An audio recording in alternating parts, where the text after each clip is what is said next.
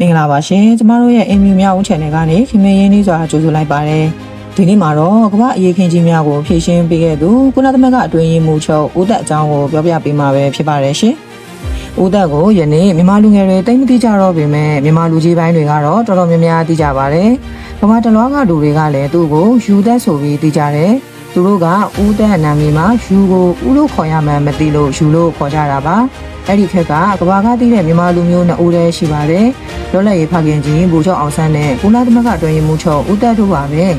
ဦးသက်ကိုကဘာကဘာကြောင့်သိကြတာလဲသူဟာတတိယမြောက်ကုလသမဂ္ဂအတွင်းရေးမှူးချုပ်တာဝန်ထမ်းဆောင်စဉ်ကာလ1960နဲ့1982ခုနှစ်မှာသူ့ရဲ့တန်တမာရေးရာကျွမ်းကျင်မှုကဘာအရေးခင်းကြီးတွေဖြစ်ကြတဲ့ကျူးဘာအရေးခင်းကော်ဂိုနိုင်ငံအရေးခင်းတွေကိုငြိမ်းချမ်းစွာဖြေရှင်းပေးခဲ့လို့ပါဦးသက်ကို1909ခုနှစ်ဇန်နဝါရီလ22ရက်နေ့ကပန်းတော်မြို့မှာမွေးဖွားခဲ့ပါတယ်။သားလေးယောက်မှာအကြီးဆုံးသားဖြစ်ပါတယ်။သူ့အဖေဟာပညာတတ်တစ်ယောက်ဖြစ်ပြီးငွေကြေးတော်တန်ချမ်းသာတဲ့ကုန်သည်တစ်ယောက်လည်းဖြစ်ပါတယ်။သူ့အဖေကသူတို့ညီအကိုတွေကိုပညာစူးစမ်းဖို့အမြဲဆုံးပါတယ်။ပညာရေးကိုလည်းအရန်အားပေးတယ်။ဦးသက်ဟာငယ်စဉ်ကတည်းကစာဖတ်တာအရန်ဝါသနာပါတယ်။စာဖတ်လို့ဘုဒ္ဓရကျွယ်ဝပြီးစကားလည်းပြောကောင်းတယ်။တငယ်ချင်းတွေကသူ့ကိုအတွေးခေါ်ပညာရှင်လို့ခေါ်ကြတယ်။ဦးသက်ဟာကြီးလာရင်သတင်းစာဂျာနယ်သမားဖြစ်ချင်လို့ငယ်စဉ်ကတည်းကမဂ္ဂဇင်းဂျာနယ်တွေကိုစောင်းမတွေရေးပြီးပို့လေးရှိတယ်။သူအသက်14နှစ်သားအရွယ်မှာသူ့အဖေဆုံးသွားတယ်။သူ့အိမ်ကငွေရေးကြေးရေးကျပ်တင်းလာတာကြောင့်ဦးသက်ဟာ1926ခုနှစ်ဆယ်တန်းအောင်ပြီး1928ခုနှစ်တွင်ရန်ကုန်တက္ကသိုလ်မှာဥပစာတန်းအောင်မြင်ပါတယ်။1930ပြည့်နဲ့မတ်လ28ရက်နေ့တွင်အထက်တန်းဆရာဖြစ်လက်မှတ်ရစာမေးပွဲ၌တပြည်လုံးမှာပထမရခဲ့ပါတယ်။ပန်းတနော်မျိုးကိုပြန်လာပြီးပန်းတနော်အထက်တန်းကျောင်းမှာအထက်တန်းပြဆရာဝင်လုပ်တယ်။3နှစ်ကြာတော့အဲ့ဒီကျောင်းရဲ့ကျောင်းဦးကြီးဖြစ်လာခဲ့တယ်။ဦးသက်ဟာအင်္ဂလိပ်အရေးသားနဲ့စကားပြောတွေအရန်ကောင်းတယ်။အထက်တန်းကျောင်းသားဘဝမှာအင်္ဂလိပ်စာကိုကျွမ်းကျွမ်းကျင်ကျင်တတ်ချင်တော့ဘာလို့တလဲသိလားအိမ်နီးနားချင်းတွေစီကအင်္ဂလိပ်သတင်းစာအဟောင်းတွေလိုက်လံတောင်းတယ်ရလာတဲ့သတင်းစာဟောင်းတွေကိုညနေတကောင်ထိနေ့စဉ်ဖတ်တယ်သတင်းဆောင်မှာအတူစားကစားအကုန်ဖတ်တယ်1930ပြည့်နှစ်မှာမြန်မာနိုင်ငံမှာဗြိတိရှအစိုးရအုပ်ချုပ်မှုအောက်ကလွတ်မြောက်ဖို့လွတ်လပ်ရေးတောင်းဆိုပွဲတွေပေါ်ပေါက်လာခဲ့တယ်ဦးသက်ဟာငြိမ်းချမ်းရေးသမားမို့ဆန္ဒပြပွဲတွေမှာဦးဆောင်သူနေရာကမပါပဲဆန္ဒပြသူနောက်လိုက်အဖြစ်ပဲပါဝင်ခဲ့တယ်1942ခုနှစ်မှာမြန်မာနိုင်ငံကိုဖက်ဆက်ဂျပန်တွင်သိမ်းပိုက်လိုက်ပြန်တယ်ဂျပန်ခက်ကာလမှာဂျပန်စစ်တပ်ကအကြောင်းတွေမှာဂျပန်စာကိုမသိမနေရဘာသာတစ်ခုအဖြစ်ပြဋ္ဌာန်းဥပဒေထုတ်တာကိုကဲကွေးဆန္ဒပြခဲ့တယ်1948ခုနှစ်မှာမြန်မာနိုင်ငံဟာဗြိတိရှအစိုးရလက်အောက်ကနေလွတ်လပ်ရေးရခဲ့ပြီးဦးနုဟာမြန်မာနိုင်ငံရဲ့ပထမဆုံးဝန်ကြီးချုပ်ဖြစ်လာခဲ့တယ်အသက်စတင်ဖွဲ့စည်းတဲ့မြန်မာအစိုးရဟာအုပ်ချုပ်ရေးအတွက်ပညာတတ်တွေလိုလာတယ်ဒီတော့ဦးနုကရန်ကုန်တက္ကသိုလ်တုန်းကသူတငယ်ချင်းလည်းဖြစ်ခဲ့ပြီးစာပေပညာမှာတော်တဲ့ဦးသက်ကိုအစိုးရအုပ်ချုပ်ရေးပိုင်းမှာဝင်လုပ်ဖို့ကမ်းလှမ်းတယ်။ဒါကြောင့်ဦးသက်ဟာအုပ်ချုပ်ရေးပိုင်းမှာဝင်လုပ်တယ်လွတ်လပ်ရေးရပြီးစမြန်မာနိုင်ငံဟာရောင်စုံတဘုံတောင်းကျမ်းမှုတွေကြောင့်ပြည်တွင်းစစ်ဖြစ်လာခဲ့တယ်။ပြဿနာကိုငြိမ်းချမ်းစွာဖြေရှင်းတတ်တဲ့ဦးသက်ဟာဦးနုရဲ့တာဝန်ပေးချက်အရကရင်တဘုံတွေစခန်းချခဲ့တဲ့နေရာအထိတွားပြီးငြိမ်းချမ်းရေးဆွေးနွေးခဲ့တယ်။ဒါပေမဲ့1949ခုနှစ်မှာငြိမ်းချမ်းရေးဆွေးနွေးပွဲတွေပြပြသွားပြီးပြည်တွင်းစစ်ဟာပိုကြီးလာခဲ့တယ်။သူစားတီပန်းတနော်မျိုးဟာတဘုံတွေရဲ့မီးရှို့ခံလိုက်ရပြီးသူ့အိမ်လည်းမီးထဲပါသွားခဲ့တယ်။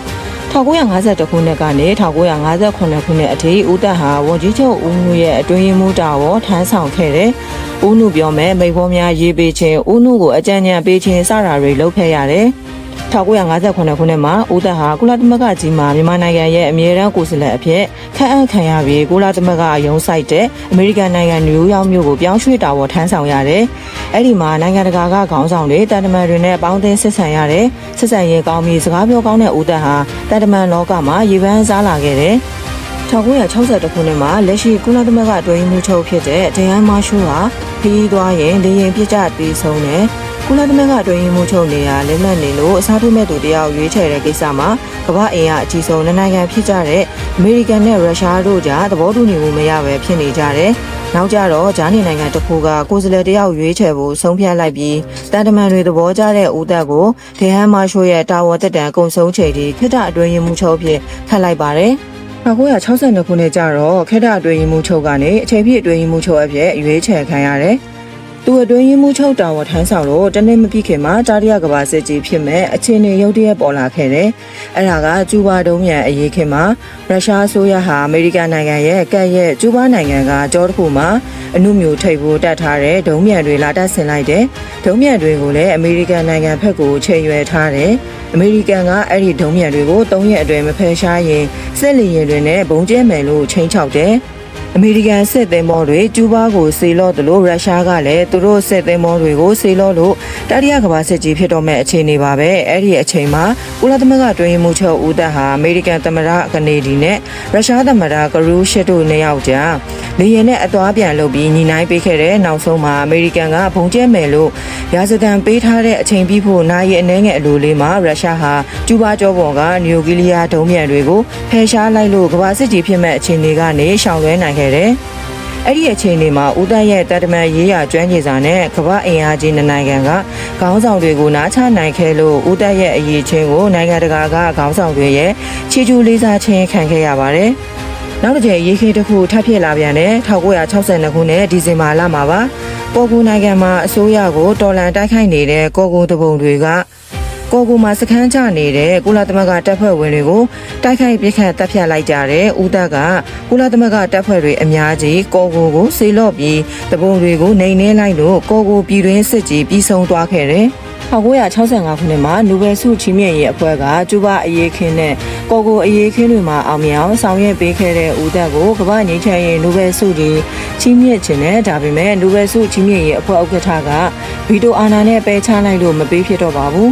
1966ခုနှစ်ဒီဇင်ဘာလမှာဦးသက်ဟာကုလသမဂ္ဂအဖွဲ့ဝင်နိုင်ငံကိုယ်စားလှယ်အားလုံးရဲ့ကန့်ကွက်မဲမရှိသဘောတူညီချက်နဲ့အတွင်းရေးမှူးချုပ်ရာတို့ကိုဒုတိယအကြိမ်ထပ်မံအရွေးခံရပြန်တယ်။သူ့ရဲ့ဒုတိယသက်တမ်းအတွင်းမှာအာရှနဲ့အာဖရိကနိုင်ငံအများအပြားကိုကုလသမဂ္ဂအဖွဲ့ကြီးထဲဝင်ဖို့စည်းရုံးနိုင်ခဲ့တယ်။ကုလသမဂ္ဂကိုကမ္ဘာကြီးရဲ့လူမှုရေးလုပ်ငန်းတွေမှာပါဝင်လာအောင်လှုံ့ဆော်ပေးနိုင်ခဲ့တယ်။ဒုတိယသက်တမ်းကုန်ခါနေလေးမှာပဲအာရန်အစ္စရေးစစ်ပွဲနဲ့ဗီယက်နမ်စစ်ပွဲတွေဖြစ်ပွားလာလို့ဦးတန်ဟာအဲ့ဒီအရင်ခင်းတွေမှာလည်းဝင်ပြီးဖြည့်ရှင်းပေးခဲ့ရတယ်။သူ့ကိုကုလသမဂ္ဂအဖွဲ့ကြီးကတာရီယာအကြိမ်တွင်ရင်မှုချုပ်စစ်ရွေးခံဖို့ကန့်လန်းတာကိုညှင်းပယ်လိုက်ပါတယ်။ဦးတန်ဟာတွင်ရင်မှုချုပ်ရာတို့ကအနားယူပြီးနောက်နယူးယောက်မြို့မှာပဲဆက်လက်နေထိုင်ရင်းဆောင်းမလေးတွေရေးရင်အေးအေးဆေးဆေးအနားယူပါတော့တယ်။1984ခုနှစ်နိုဝင်ဘာလ25ရက်နေ့မှာဦးသက်ဟာအဆုတ်ကိစ္စယောဂနဲ့သူ့ရဲ့နယူးယောက်မြို့ကနေအိမ်မှာပဲကွယ်လွန်သွားခဲ့ပါတယ်။ကမ္ဘာအမြင့်ဆုံးကုလသမဂ္ဂအတွင်းရေးမှူးချုပ်ရာထူးကိုမြန်မာနိုင်ငံသားတယောက်အနေနဲ့ထူးချော်ပြောင်မြောက်စွာထမ်းဆောင်ခဲ့တဲ့ဦးသက်ကိုလူငယ်တွေအားကျအတိုးယူနိုင်ကြပါစေ။ဗီဒီယိုလေးကိုအဆုံးထိကြည့်ရှုပေးသွားတဲ့တယောက်ချင်းစီတိုင်းကိုလည်းကျေးဇူးထူးတင်ပါတယ်ရှင်။